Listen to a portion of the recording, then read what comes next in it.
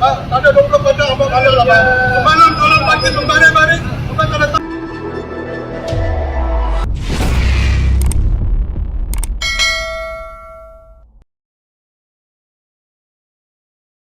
Tular di media sosial, satu rakaman video memaparkan perbualan tegang antara seorang pemandu bas dan anggota penguatkuasa Jabatan Pengangkutan Jalan (JPJ) ketika menjalankan pemeriksaan.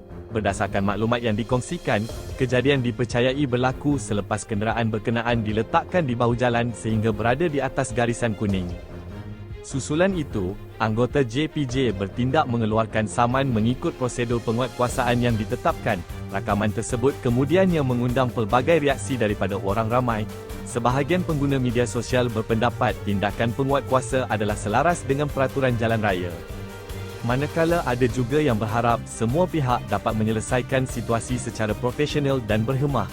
Setakat ini, tiada kenyataan rasmi dikeluarkan berhubung insiden berkenaan atau sebarang tindakan lanjut yang diambil. Pengguna jalan raya juga diingatkan sentiasa mematuhi undang-undang demi keselamatan semua.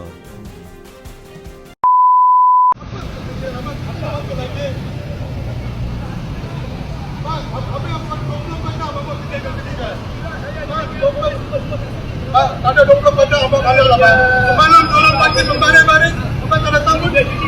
Abang cuti dah pagi orang datang buat kerja. Kalau hari ni buat kerja